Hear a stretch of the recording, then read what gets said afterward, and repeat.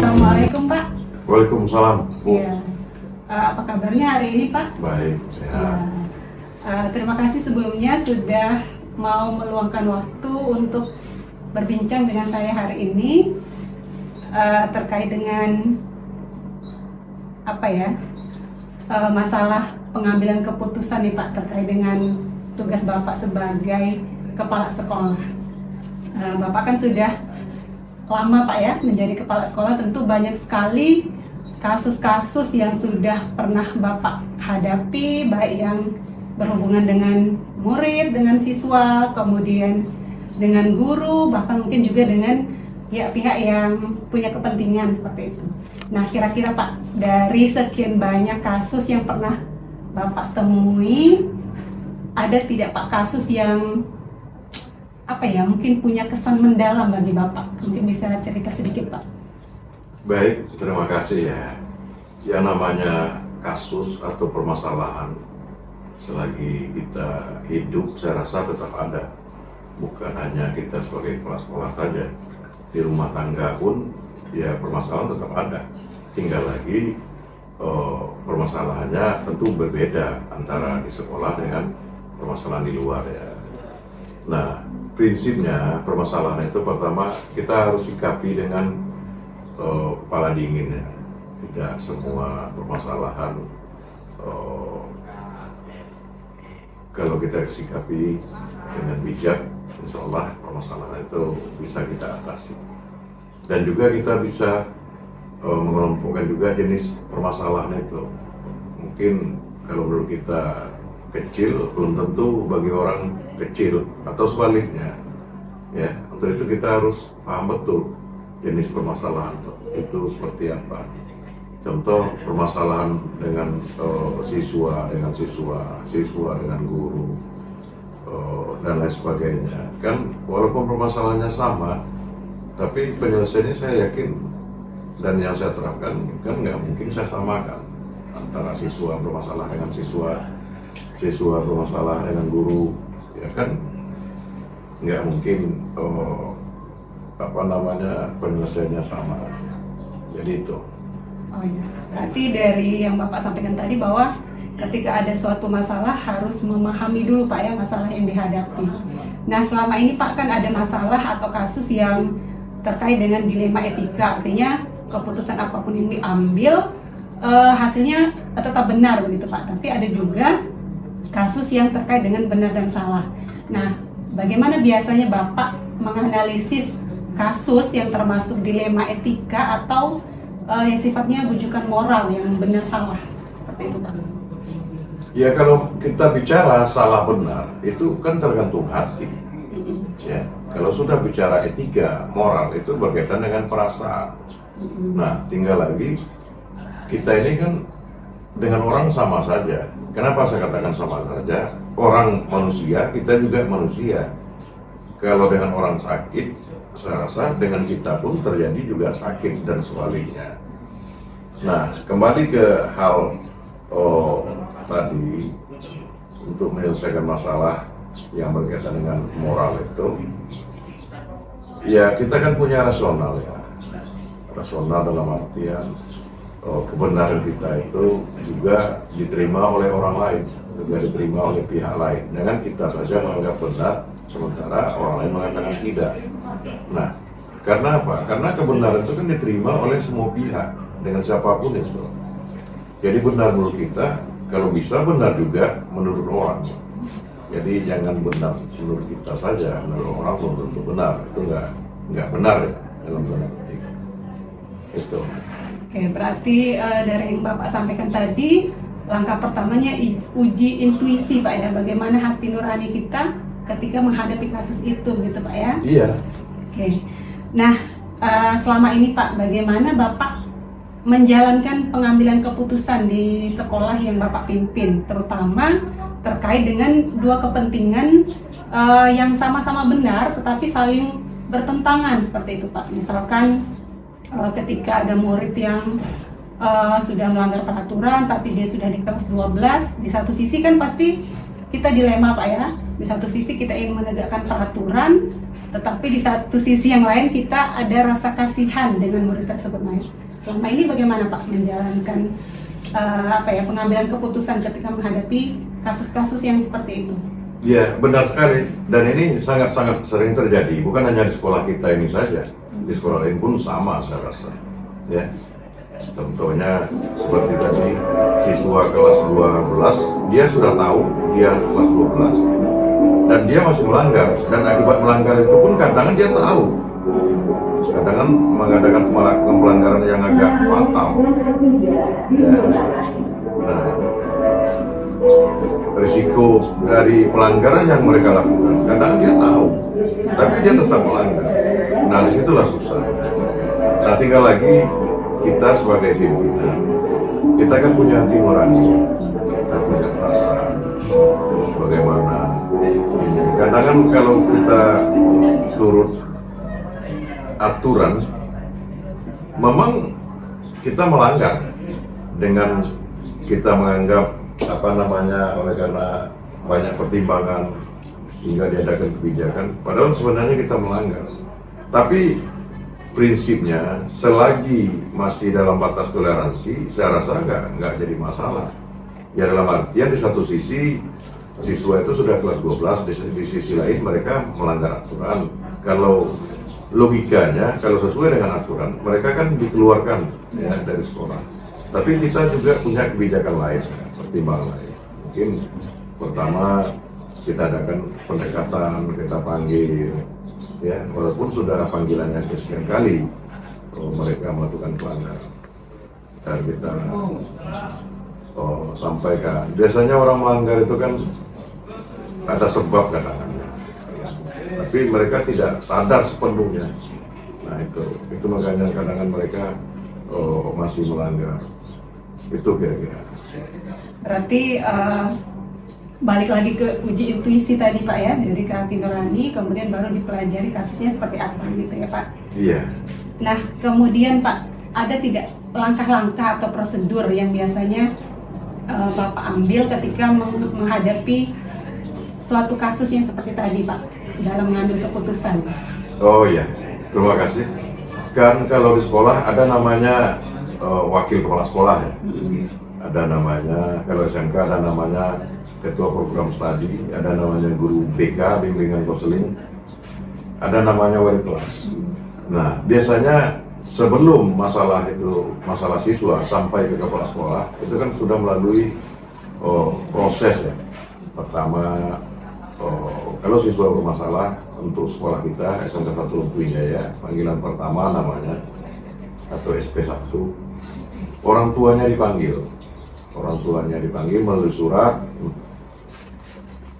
diminta datang untuk ke sekolah, menemui guru BK dan wali kelasnya, dan menceritakan permasalahan dari anaknya. Termasuk anaknya juga dipanggil, biar clear ya, biar tidak ada saling klaim. Biasanya kalau sepihak saja kan orang tua biasanya membenarkan anaknya. Nah, kalau anaknya ada kan bisa diklarifikasi langsung ke anaknya, benar nggak dia melanggar aturan. Itu. Nah, yang kedua ada namanya SP2, surat panggilan kedua ya. Nah, biasanya kalau panggilan kedua yang berlaku di sekolah kita ini, itu yang menghadapi wali kelas, BK, Kaprok, ya, dan wakil kesiswaan. Nah, di situ biasanya anak kalau sudah dibuat panggilan kedua itu ada perubahan biasanya, karena namanya panggilan, apalagi di sekolah ini panggilan cuma berlaku selama 3 kali selama mereka sekolah di sini. Hanya 3 kali pemanggilan orang tua bagi siswa-siswi yang bermasalah. Itu. Nah, terakhir yang SP3 atau pemanggilan ketiga orang tuanya ini langsung ke kepala sekolah. Ya. Jadi kepala sekolah ingin biar tahu persis masalah anak itu seperti apa, dengan orang tuanya didampingi oleh guru BK dan wali kelas serta wakil kesiswaan. Jadi kepala sekolah tahu persis masalah anak itu apa, kenapa bisa sampai terjadi panggilan ketiga. Biasanya di SP3 itu orang tua akan membuat surat pernyataan, atau siswa dan orang tuanya akan buat surat pernyataan atau surat perjanjian di atas materai bahwasanya kalau dia ingin ingin sekolah di sini, mereka akan menyatakan di situ. Dan biasanya kalau sudah panggilan ketiga dan diketahui oleh kepala sekolah, biasanya siswa itu hanya 2 pilihan. Ya, pilihan pertama berubah, kalau enggak berarti dikembalikan ke orang tua. Gitu. Ya. Jadi alhamdulillah dengan sistem yang saya terapkan di sini selama ini, tingkat kenakalan dalam tanda petik siswa itu bisa kita tekan semaksimal mungkin. Ya. Dan sekolah ini boleh dikatakan salah satu sekolah yang menyenangkan. Ya, siswanya tidak ada yang, kalau boleh saya katakan, zero tawuran. Kalaupun ada masalah kecil, tapi di internal mereka saja. Ya, mungkin beda dengan siswa di sekolah lain mungkin. Ya. Tapi kalau di sini, walaupun siswanya banyak, ya, dari berbagai latar belakang, berbagai budaya, agama, bahasa dan lain sebagainya, suku, tapi mereka setelah sekolah di sini, mereka sadar betul dengan bimbingan guru dan warga sekolah lainnya serta kakak tingkatnya, bahwasanya dia menyadari betul kalau masuk ke sini kita sudah menjadi bagian dari keluarga besar SMK 1 Umpia. Gitu. Oke, berarti prosedurnya sudah sangat tertata rapi Pak ya, dari mulai wali kelas, kemudian guru BK, kemudian wakil kesiswaan, baru ke kepala sekolah, begitu Pak ya. Dan adanya pembagian kerja yang sangat jelas Pak ya dari prosedur itu. Nah, selama ini Pak, dari prosedur yang sudah Bapak sampaikan tadi, apa kira-kira yang Bapak anggap efektif dalam pengambilan keputusan terkait dengan dilema-dilema etika ini Pak? Ya, saya selalu berpesan ya melalui rapat dengan dewan guru dan staf dalam membina siswa, ya, kita pertama tidak boleh dendam, ya, tidak boleh dendam dengan siswa. Yang kedua, tidak boleh mengingat-ingat masa lalu mereka. Contohnya mereka melakukan pelanggaran hari ini, jangan disebutkan pelanggaran kemarin, pelanggaran minggu lalu, pelanggaran bulan lalu. Itu tidak akan menjadi siswa berubah. Ya sama saja kita ditegur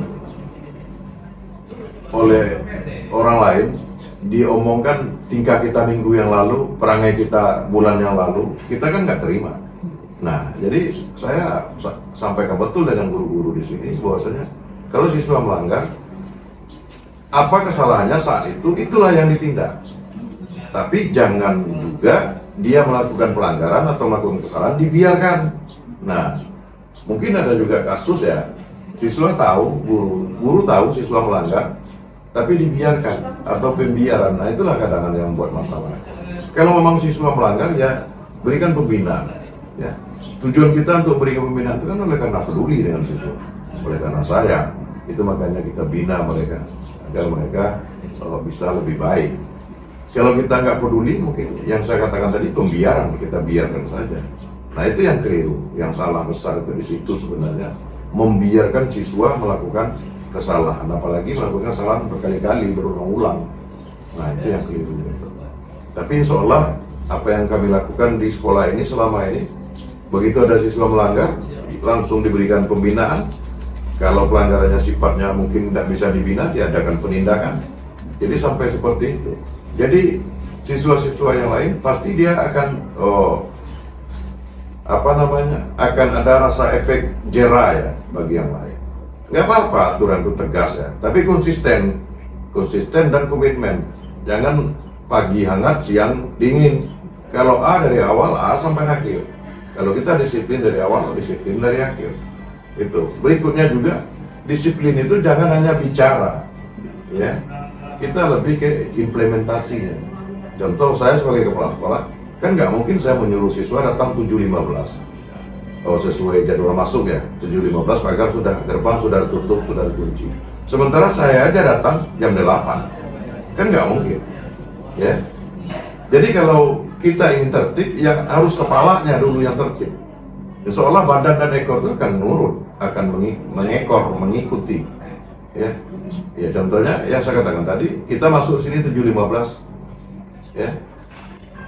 Saya sebelum jam 7 saya sudah hadir di sekolah. Dan insya Allah sebagian besar siswa dan guru, sebelum jam 7 pun mereka sudah ada di sekolah. Ya. Begitu juga pulang. Pulang kita kan oleh karena kita 6 hari kerja, Senin sampai Sabtu, kita pulang jam 2. Ya. Saya tunggu dulu siswa pulang. Jadi siswa pulang jam 2, siswa pulang itu kurang lebih 15 menit. Siswa sudah meninggalkan sekolah, saya pulang jam 2 lewat 15 ke atas.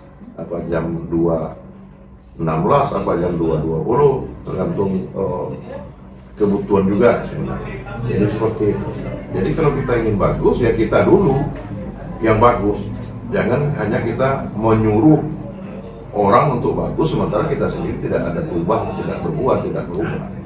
Ya, karena guru itu yang paling penting itu bukan ucapan, tindakan. Ya. Jadi kita guru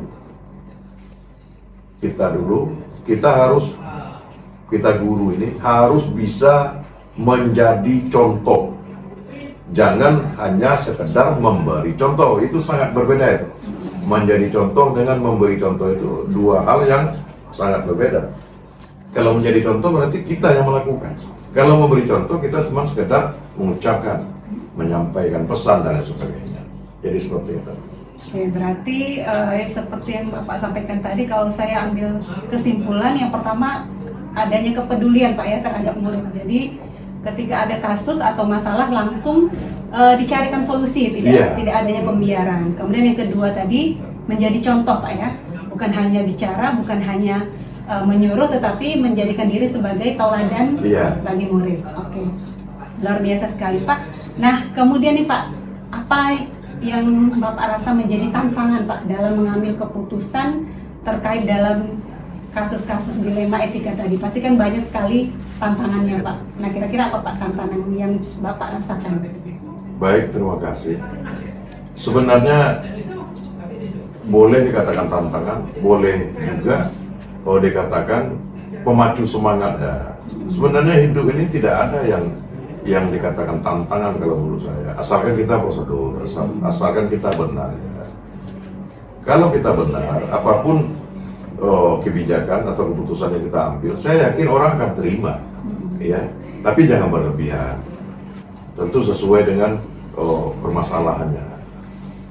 Jadi sama seperti siswa melanggar yang saya katakan tadi, kalau cuma sebatas teguran, iya ditegur, jangan sampai dimarah.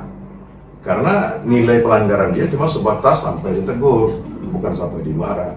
Nah, kalau umpama nilai batas pelanggaran, nilai pelanggarannya sebatas ditegur, tapi dia dimarah, saya rasa siswa pun nggak terima, walaupun dia nggak ngomong, walaupun dia nggak bicara, tapi dalam hatinya dia nggak terima.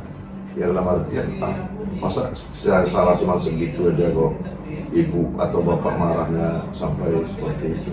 Nah berarti dia kan nggak terima. Tapi kalau kita tegur, kita berikan pembinaan setimpal dengan kesalahan yang mereka lakukan, insya Allah mereka akan terima. Walaupun mungkin ya kriteria ataupun norma-norma untuk mengukur batas kesalahan itu mungkin tidak ada. Tapi secara nurani, secara perasaan, orang akan merasakan, wajar lah kepala sekolah negur saya, oleh karena saya melanggar ini, wajarlah Bapak Ibu guru negur saya oleh karena saya melakukan ini yang kurang baik mungkin ya. Jadi seperti itu. Jadi sekali lagi, kalau kita mengadakan penindakan terhadap itu jangan berlebihan, itu saja. Karena kalau berlebihan siapapun orang tidak akan terima, ya. Ya namanya berlebihan, sesuatu yang berlebihan itu kan tidak baik, ya. Itu. Dan belum tentu siswa itu berubah kalau kita marah atau menegur berlebihan. Jangan sebaliknya, dia bukan makin berubah, mungkin makin berubah, ya. Karena siswa ini dalam siswa kita ini kan usianya 16 sampai 18 tahun. Mereka kan sangat butuh dengan perhatian, ya, mencari perhatian, butuh perhatian, ya. Apalagi mungkin di rumah tidak ditemuinya perhatian-perhatian tersebut karena kesibukan orang tua mereka atau lain sebagainya. Maka di sekolah lah, ya.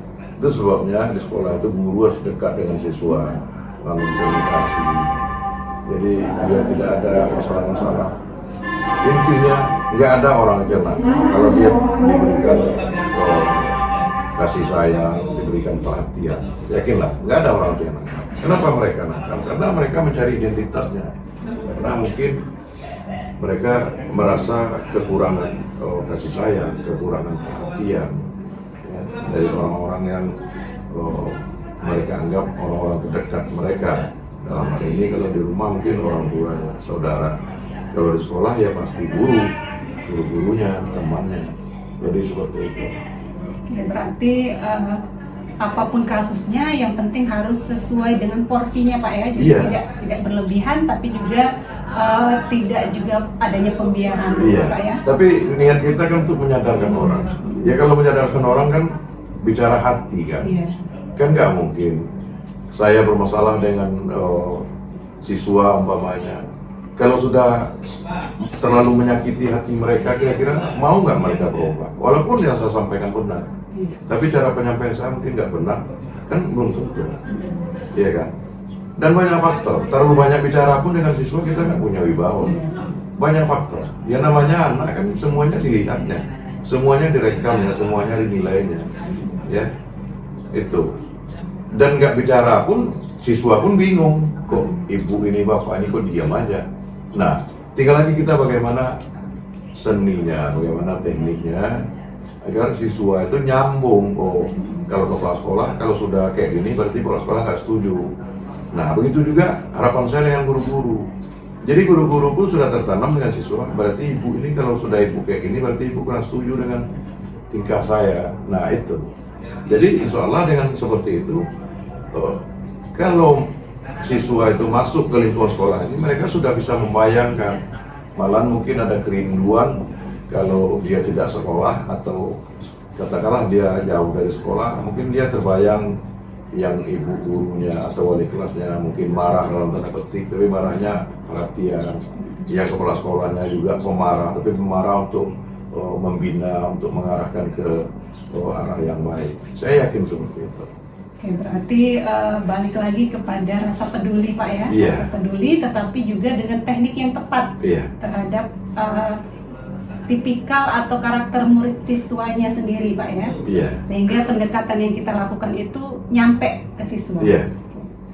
Nah, kalau misalkan Bapak sedang menghadapi suatu kasus Pak, biasanya Bapak ada waktu apa ya, semacam jadwal atau waktu yang Bapak persiapkan atau Bapak siapkan untuk menyelesaikannya, atau secara kondisional saja Pak ketika ada suatu kasus misalnya. Nah, untuk menyelesaikannya biasanya Bapak menyiapkan waktu, kayaknya aku harus menyelesaikan ini dalam 2 hari misalnya, atau harus diselesaikan di tempat, atau ada sesuai dengan kondisi saja Pak. Terima kasih. Sebenarnya kalau saya kondisional aja ya. Tapi kadang kan hasilnya dengan kondisional itu, hasilnya pun kadang kan kondisional. Iya, tidak ini ya. Karena tergantung perasaan saat itu. Kalau perasaan kita saat itu lagi nyaman, lagi enak, walaupun ada permasalahan atau muncul permasalahan dari siswa atau dari manapun itu, pasti kita nyaman juga, enjoy juga. Tapi kalau hati pikiran kita lagi nggak nyaman, kalau kita ditemukan dengan permasalahan dan kita selesaikan secara kondisional, saya rasa itu akan terbawa. Karena apa? Saya mengalami betul hal seperti itu. Ya. Tapi sebaliknya, kalaupun saya tangguhkan sehari, kadang kan jadi beban juga dalam hati. Ya, masalah nggak selesai itu rasanya saya nggak puas, saya nggak terbiasa dengan masalah nggak selesai. Itu. Karena apa? Karena dengan saya menyelesaikan masalah itulah kepuasan bagi saya. Itu sebabnya kadang saya ngomong itu mungkin ini ya bentuk dari pelampiasan kekesalan saya. Kadang kan orang yang mendengar omongan saya, kadang dia nggak mungkin nggak terima. Tapi bagi saya, dengan saya ucapkan, berarti disitulah kepuasan saya. Karena apa? Karena sudah saya sampaikan. Tapi orang menerima belum tentu dia senang dengan apa yang saya ucapkan, apa yang saya sampaikan. Tapi bagi saya, disitulah bentuk kepuasan saya. Daripada seperti yang Ibu katakan tadi, masalah itu saya pendamkan dulu sehari 2 hari, itu akan membuat saya makin dongkol. Ya, malah mungkin ada masalah baru yang di luar dari itu. Kalau saya terapkan ya, umpamanya ada masalah, saya diamkan dulu sehari 2 hari, seolah akhirnya saya pendendam. Saya bukan tipikal saya seperti itu. Nah, tapi kelemahannya saya katakan tadi, tergantung keadaan. Nah, jadi istilahnya enggak ada plus minusnya. Tinggal sekali lagi bagaimana kita menyikapi terhadap masalah yang ada. Itu sebenarnya kuncinya. Ya, kalau kita memaklumi orang, insya Allah sebesar apapun masalah jadi kecil. Kadang-kadang masalah kecil jadi besar itu karena apa? Kita nggak pernah memaklumi orang lain. Nah, begitu ada masalah itu lupa kita memaklumi orang lain. Contoh, ada guru terlambat umpamanya. Kalau kita memaklumi, kan mungkin dia punya anak kecil, mungkin anaknya demam, nggak ada kan masalah. Tapi karena itu sering lupa, kita tahunya, nah guru terlambat. Nah, tahunya itu, kita tidak pernah berpikir masalahnya apa. Termasuk siswa, ya kita tahunya siswa terlambat. Masalahnya kenapa terlambat? Kadang kita sering lupa, ya kan? Mungkin siswa terlambat itu mungkin ban kendaraannya bocor di jalan, atau di jalan kondisi jalan kurang bagus, kurang baik. Itu membuat mereka terlambat. Saya sudah saya ini kan mungkin pengaruh usia juga ya. Itu sangat berbeda. Jujur aja saya katakan, kalau dulu mungkin beda dengan sekarang. Kalau dulu mungkin siswa terlambat, ya sudah namanya terlambat. Nah, kalau sekarang enggak. Saya lihat dia terlambat, kesungguhannya seperti apa.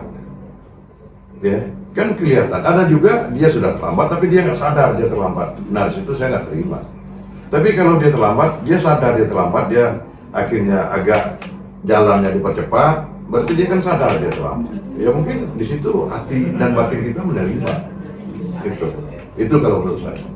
Ya, berarti ketika ada masalah harus sesegera mungkin diselesaikan, Pak ya. Iya. Walaupun kadang mungkin manajemen emosi juga berpengaruh terhadap pengambilan keputusan. Ya daripada ditunda sehari 2 hari, malam kita dongkol lagi ke masalah lain, bukan hanya masalah itu. Iya. Nah. Ya tapi yang saya katakan tadi, bagi kita dengan sudah selesai, plong selesai kan, bagi orang belum tentu. Nah kelemahannya di situ. Memang selalu ada plus minus, Pak. Iya. Sebagai seorang pemimpin yang membawahi banyak orang, apalagi objek kita adalah orang gitu, Pak ya. Murid, guru, tentu banyak gesekan-gesekan yang terjadi di lapangan. Nah, selama ini Pak, siapa saja Pak orang ataupun apa saja faktor-faktor yang Bapak rasa membantu Bapak dalam mengambil keputusan Pak terkait kasus-kasus dilema etika ini, Pak? Ya sebenarnya saya tidak bicara orang per orang ya, atau person to person. Sebenarnya kayak gini ya, kita sebagai pimpinan melihat bawahan kita. Saya sebagai kepala sekolah lihat guru-guru sudah tertib, sudah disiplin, masuk sesuai jadwal. Disitulah sebenarnya kebahagiaan sebagai kepala sekolah. Lihat siswanya tidak ada yang keluar masuk, tidak ada yang terlambat. Seluruh siswanya tertib dan berada dalam ruangan dengan diasuh oleh gurunya. Itu kebahagiaan luar biasa. Itu. ya. Nah, jadi bukan berarti saya diidikan oleh si A, oleh si B, bukan. Saya tidak mau diintervensi, saya tidak mau dipengaruhi oleh orang lain. Ya, karena apa? Karena ya saya punya hati nurani, saya rasa sama aja. Karena bisikan itu belum tentu ya namanya bisikan ya. Nah, tapi kalaupun ada masalah, saya tetap minta pertimbangan dengan wakil saya, dengan wakil kaprok, wali kelas, guru BK. Tentu masalah siswa mau dikeluarkan kan ada prosedur itu. Ya, prosedurnya yang menandatangani guru BK, wakil keistimewaan baru saya sebagai kepala sekolah. Jadi nggak saya langsung itu. Kalau saya anggap perlu, tapi kalau enggak, ya mungkin ya berjalan seperti biasanya. Itu sebabnya di sini wakil kaprok, TU segala macam itu dia nggak apa namanya, nggak ada terlalu dekat dengan saya. Ya oleh karena dia mungkin nggak ada yang mau dibisikannya. Kenapa nggak ada mau dibisikan? Orang saya tahu sendiri kenapa harus dibisikan. Itu. Berarti intinya sinergi Pak ya antara semua lapisan. Iya itu pasti. Iya antara semua pihak yang ada di sekolah Pak. Iya. Nah dari semua hal yang sudah Bapak sampaikan tadi, kira-kira pembelajaran apa Pak yang Bapak ambil dari semua pengalaman yang Bapak lakukan dalam pengambilan keputusan terkait kasus-kasus dilema etika ini Pak? Iya, ya sebenarnya nggak ada ya yang apa namanya yang kita temukan di buku sebenarnya pengalaman itu ya. Ya, apalagi bicara kepemimpinan nggak ada di buku ilmu itu sebenarnya, itu berdasarkan pengalaman. Nah pengalaman itu akan menjadikan kita semakin dewasa ya.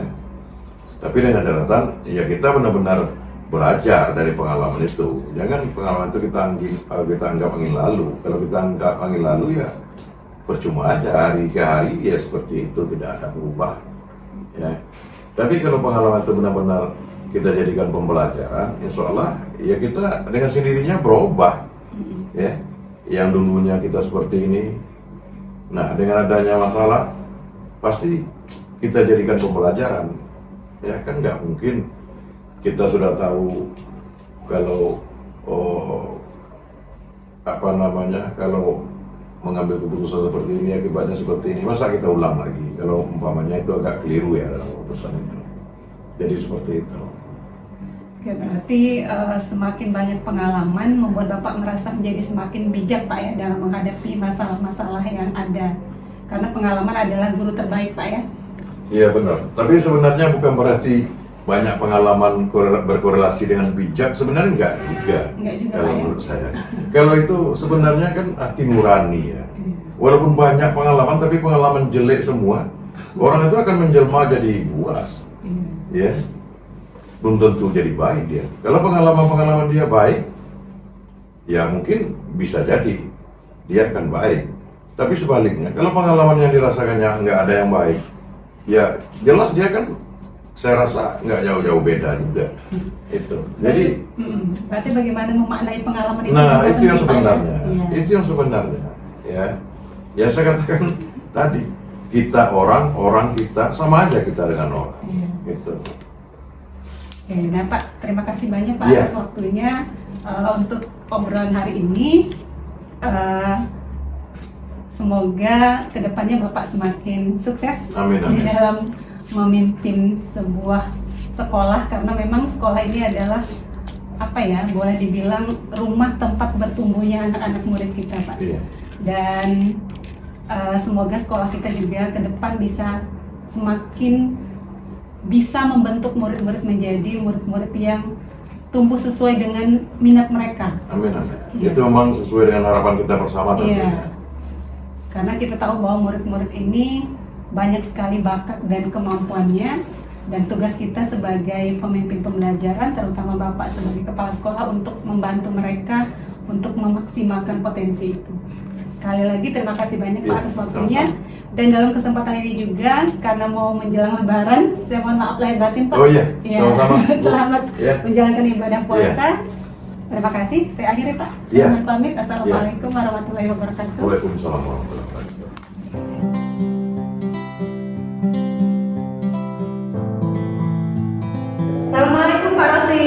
Waalaikumsalam.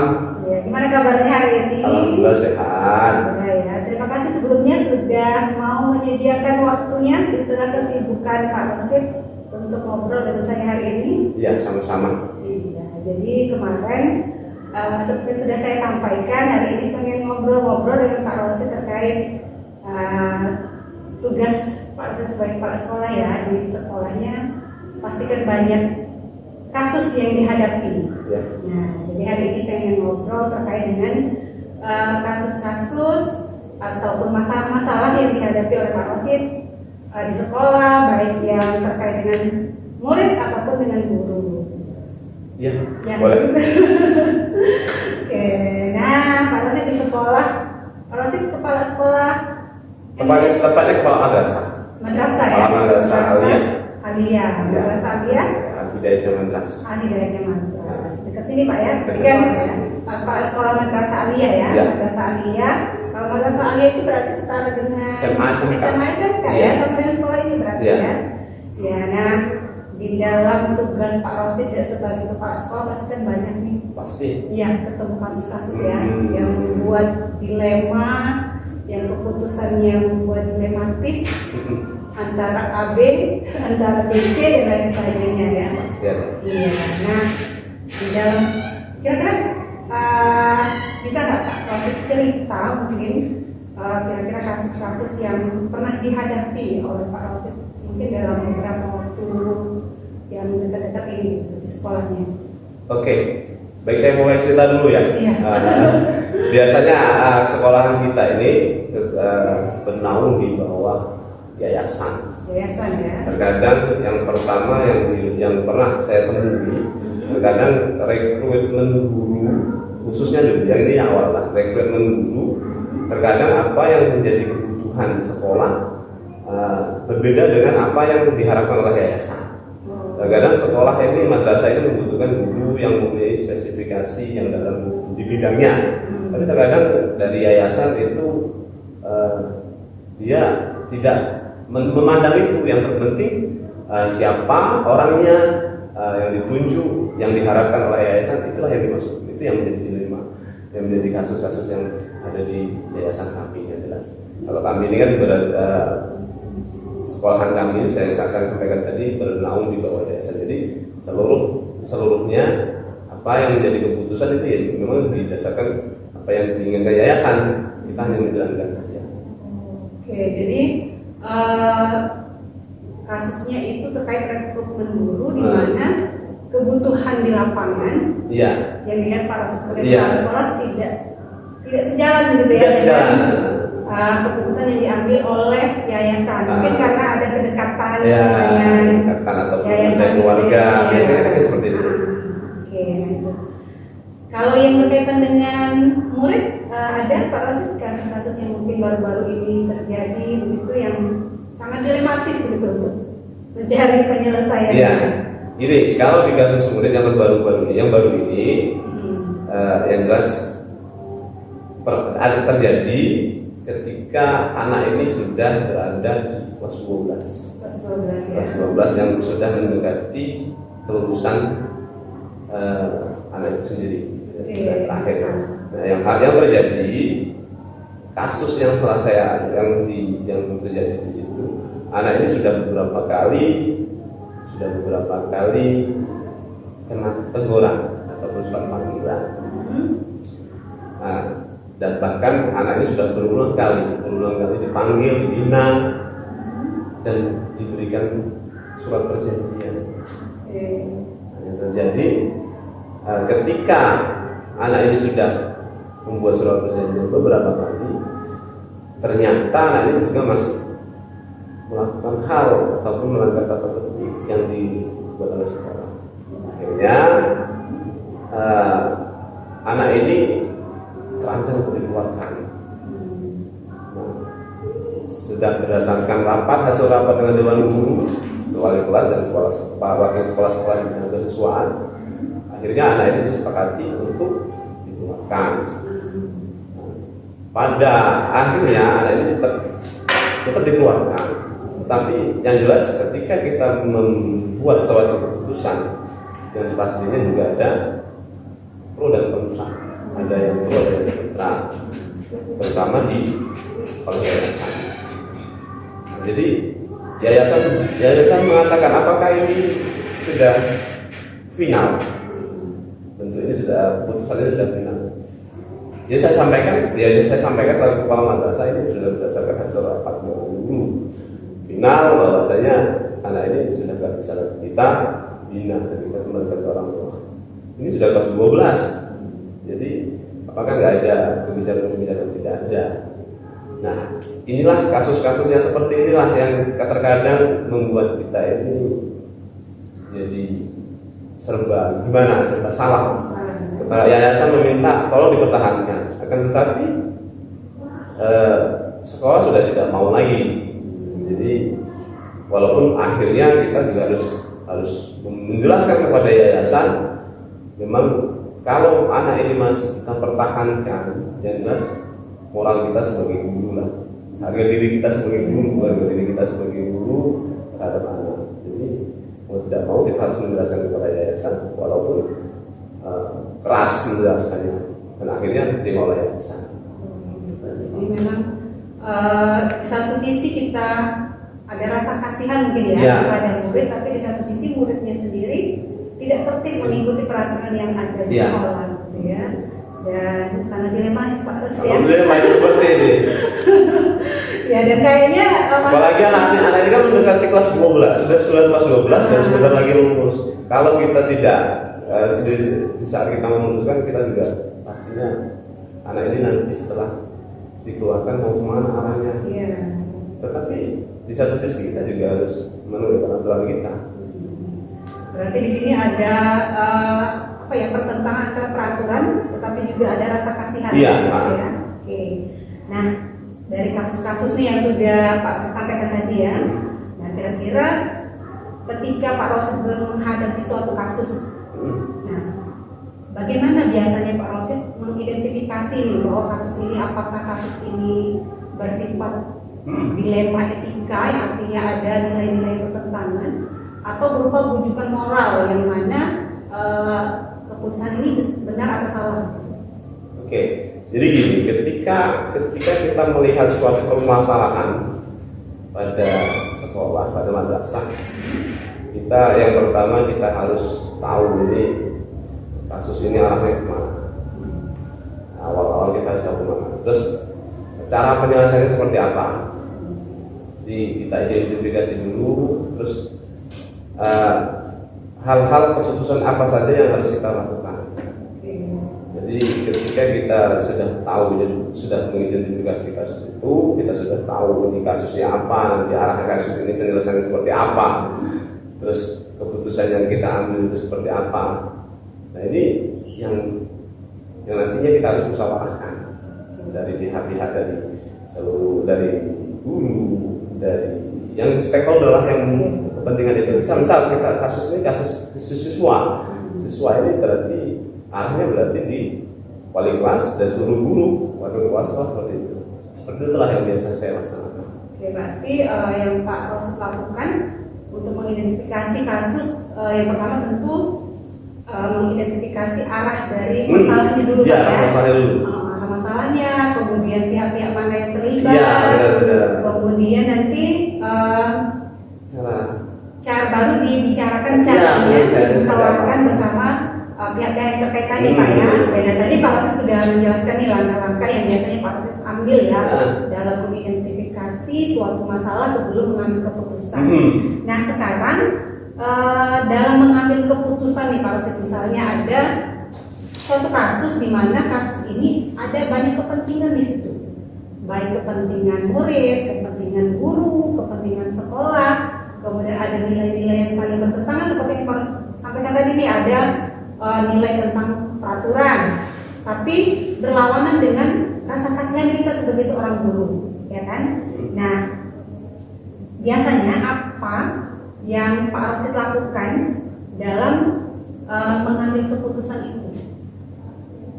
Hampir sama sih dengan identifikasi yang sudah kita laksanakan. Salah satunya adalah duduk bersama, musyawarah, terus kita bertukar pandang, bertukar pikiran, apa yang telah terjadi pada kasus yang terjadi pada saat itu. Misal yang saya sampaikan tadi, kayak kita ini siswa ini, kita kembali lagi ke naungan yayasannya.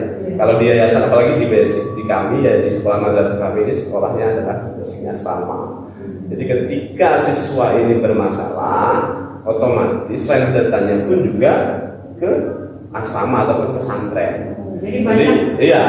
Jadi ketika anak ini melanggar aturan, sudah sering kali melanggar aturan, terus kita akan eksekusi, misal kita memberikan hukuman yang setimpal sesuai dengan aturan, kita harus memikirkan bahwasanya ketika anak dititipkan ke kita ini sudah melalui pesantren, otomatis dua pentingan ini, dari pesantren maupun dengan yang formal, dari non formal maupun yang formal, itu harus sinkron, harus sinergi, harus saling bersinergi, saling memberikan masukan. Ketika anak di madrasahnya anak sering melanggar aturan, terus di pesantrennya tidak, ini ada apa gitu loh. Ketika di pesantren anaknya ini sering melanggar aturan, di sekolah tidak, ini juga ada apa gitu. Jadi kita duduk bersama, kita harus memberikan penjelasan kepada guru ataupun pihak-pihak yang terkait. Kita ini dititipi, misalnya kita dititipi oleh orang tua, anak kita ada, siswanya ada di sini. Jadi di mana letak salah? Apabila kita mau mengambil keputusan, jangan sampai ada hal-hal yang merasa dirugikan. Terkadang orang tua pun menuai protes. Anak saya kan ada di pondok pesantren ini, kalau tidak masuk berarti ada apa kan, seperti itu. Nah, hal-hal seperti itu yang kita bicarakan kepada guru, bicarakan kepada yang terkadang guru ini kan ada yang mempunyai prinsip anak saya nggak mau lagi anak ini kan, seperti itu. Tapi ketika sedang kita kasih penjelasan dan akhirnya ya yang mengerti gitu. Jadi kita duduk ya, jalannya yang sering saya laksanakan, kita duduk bareng, kita ngobrol bareng, kita kasih pengertian atau kita flashback kembali atau kita cari masalah yang jalan keluar yang terbaik kan. Berarti dari penjelasan Pak Arsyad tadi, berarti di sekolah yang Pak Arsyad kelola ini banyak sekali banyak sekali bidang-bidangnya ya. Jadi ada yayasan, ada sekolah, kemudian ada pesantren ya. Jadi yang saling terkait seperti itu ya.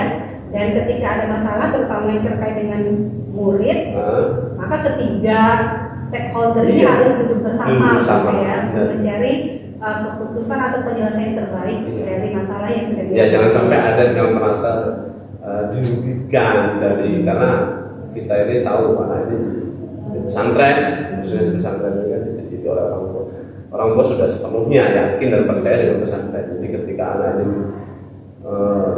bandel ataupun lalai akan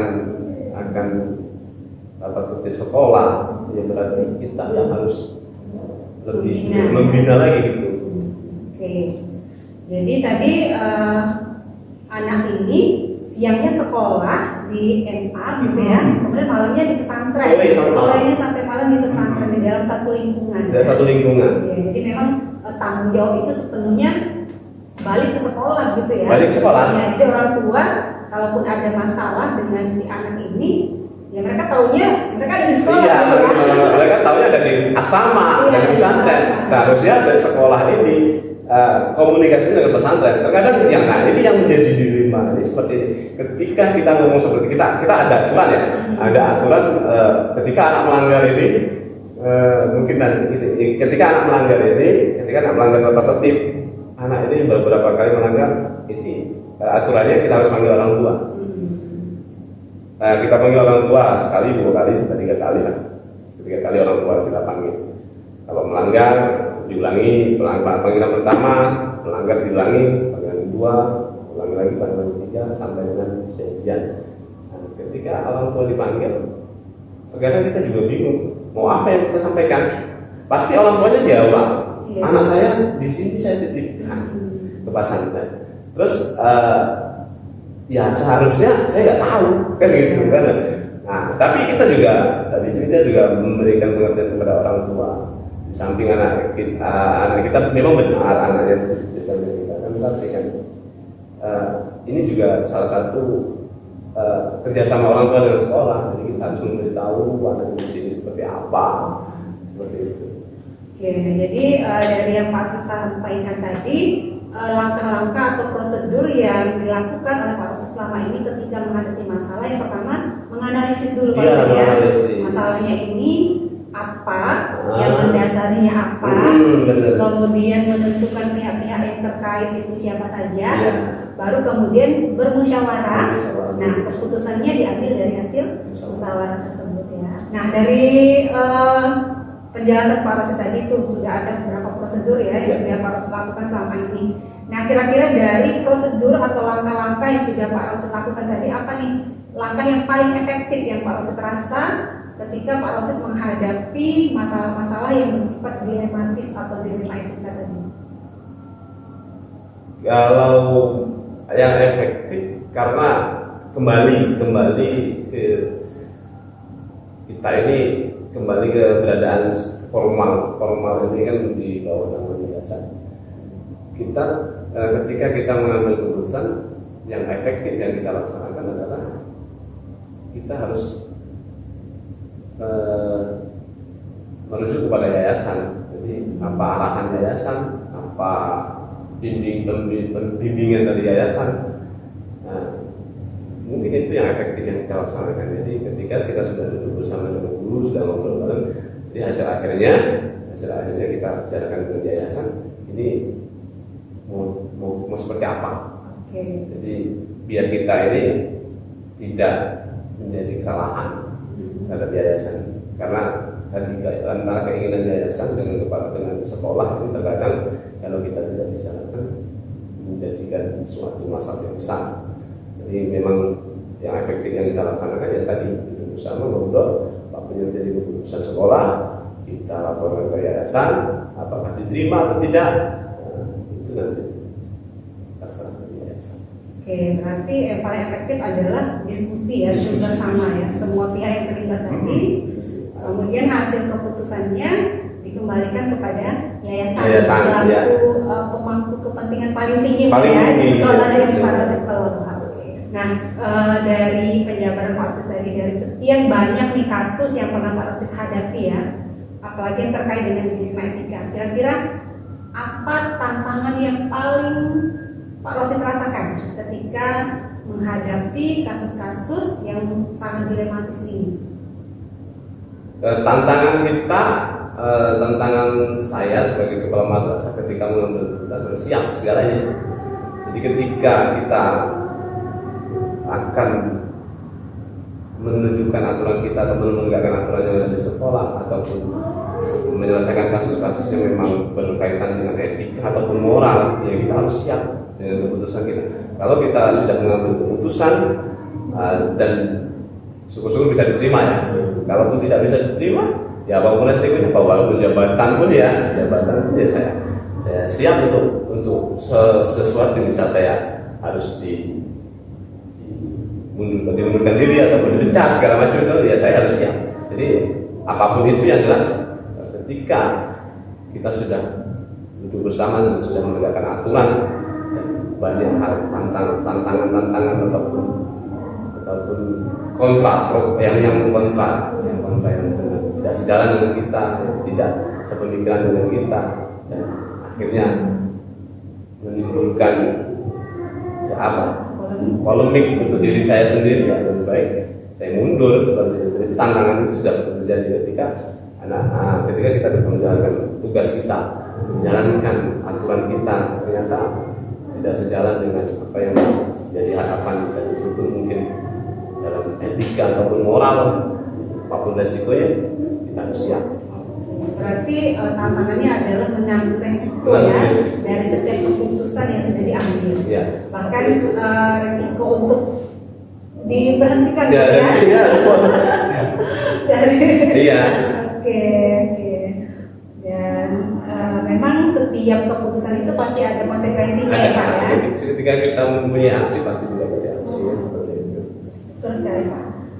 Nah kemudian nih Pak Rosid, Kalau misalkan Pak Rosid menghadapi suatu masalah, biasanya Pak Rosid menyelesaikannya apakah langsung di tempat ataukah ada jadwal-jadwal khusus yang Pak Rosid sudah tetapkan atau seperti apa Pak Rosid? Kalau kita menyelesaikan di tempat kayaknya nggak apa-apa. Tapi ketika kita melihat suatu kasus, ketika kita melihat terjadi kasus, ada hal-hal yang harus juga kita identifikasi dulu lah. Jadi kayak yang kemarin yang disampaikan tadi, jadi harus kita tahu dulu aja. Walaupun arahnya nanti mungkin tetap kita ajak dulu ngobrol lah. Kita ajak dulu ngobrol, kita panggil dulu, kita teliti dulu kasusnya. Kalaupun terjadwal, karena mungkin kasus itu terjadi pun nggak terjadwal.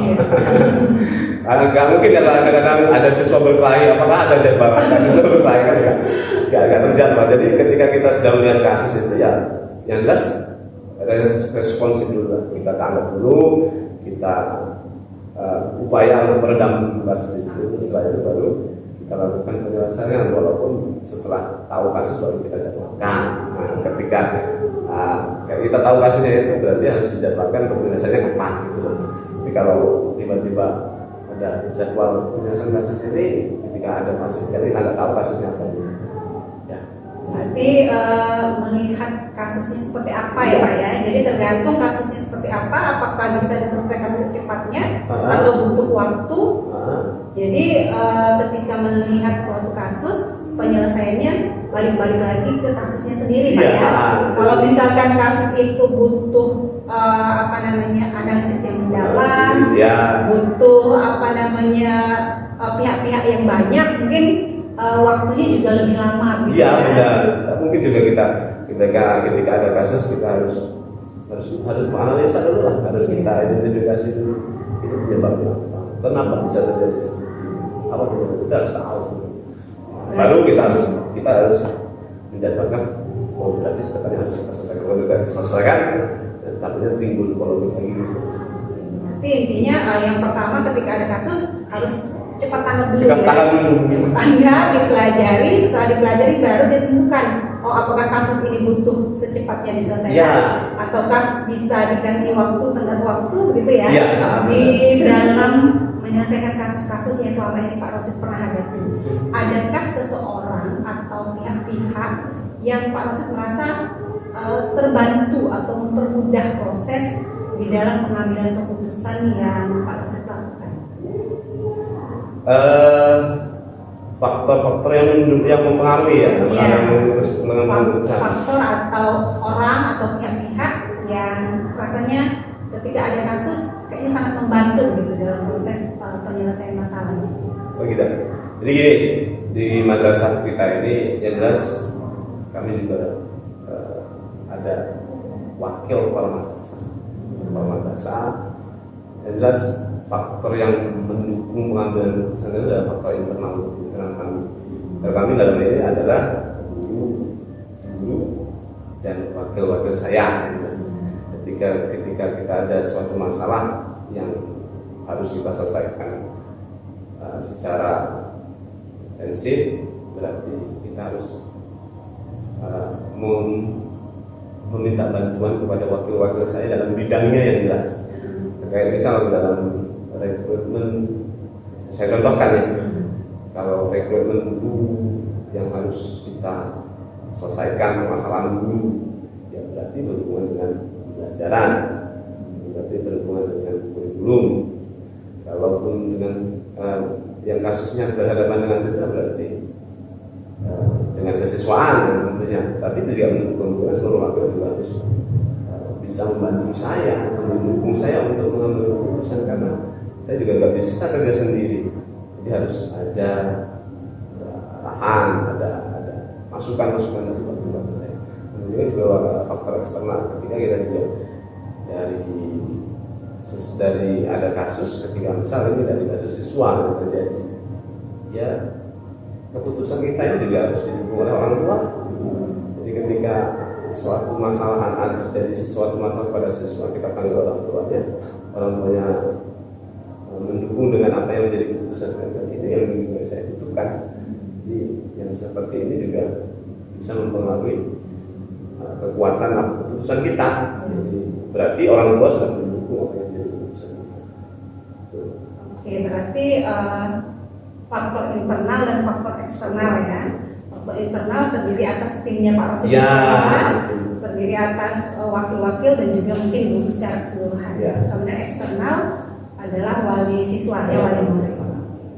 Karena memang namanya sekolah itu tentu bukan hanya di tangan kepala sekolah ya, tapi memang perlu masukan, perlu bantuan dan juga sinergi dari seluruh pihak yang ada di sekolah itu, terutama wakil-wakil, karena memang wakil ini adalah perpanjangan tangan dari kepala sekolah. Ya, nah Pak Rosid tadi kan sudah dijelaskan nih, diceritakan dari awal sampai akhir banyak kasus yang Pak Rosid hadapi, baik dengan siswa, dengan guru, terutama dengan yayasan ya, dengan pesantren, dengan orang tua, banyak sekali pihak-pihak yang terlibat di dalam sekolah Pak Rosid. Nah, kira-kira dari sekian banyak pengambilan keputusan yang pernah Pak Rosid lakukan, pembelajaran apa yang Pak Rosid dapatkan dari keputusan-keputusan atau kasus-kasus yang pernah Pak Rosid hadapi? Oke, jadi dari setiap permasalahan yang ada pada sekolah ataupun kasus-kasus yang terjadi di sekolah, ini melatih ataupun menjadikan pembelajaran kita untuk agar lebih dewasa dan jelas, mengembangkan pola pikir kita. Jadi merubah mindset kita yang dulunya ini terkesan kaku.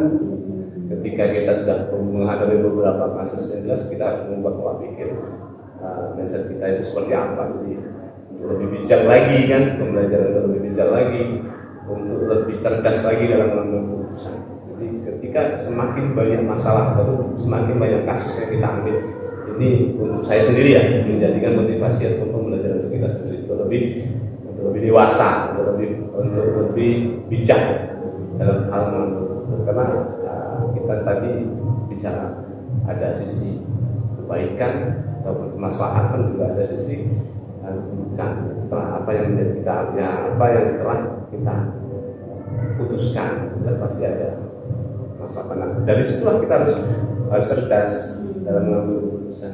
Berarti dari sekian masalah kita tentunya juga harus berpikir ketika masalah ataupun keputusan yang kita ambil ini nanti dampaknya apa dari semua kasus yang telah saya lewati, yang jelas ada dasarnya untuk akhirnya menjadi pembelajaran kita lebih bijaksana dalam mengambil keputusan. Oke, berarti dari apa yang Pak sampaikan bahwa kasus-kasus, pengalaman-pengalaman yang Pak Rosid sudah alami ini membuat Pak Rosid menjadi lebih bijaksana begitu ya ketika menghadapi suatu masalah.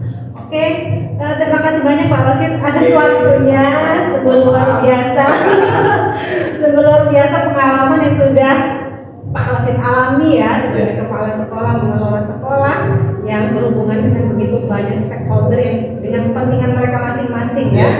Ini perlu diketahui juga, sekolah kami ini juga belum lama, jadi tentunya banyak masalah di sini. Apalagi kalau basic pesantren ini terkadang, apalagi pesantrennya pesantren bukan modern ya, bukan modern, pesantren yang belum modern. Jadi di situ tentunya kalau kita, apalagi pengalaman saya baru pertama jadi kepala madrasah itu, mungkin sekarang ini masih berjalan 5-6 tahun, berjalan 6 tahun. Jadi tentunya banyak masalah. Jadi dari apa yang saya sampaikan mungkin ada yang hal ketika yang kurang pas atau kayak mana ya, inilah yang terjadi pada sekolah kami.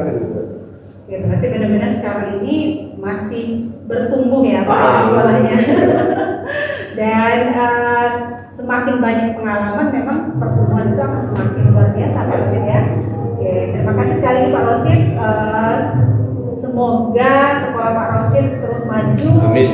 Kemudian keputusan-keputusan yang diambil sekolah bisa menambah kemaslahatan ya, terutama untuk murid, karena ya di situ objek kita adalah murid ya.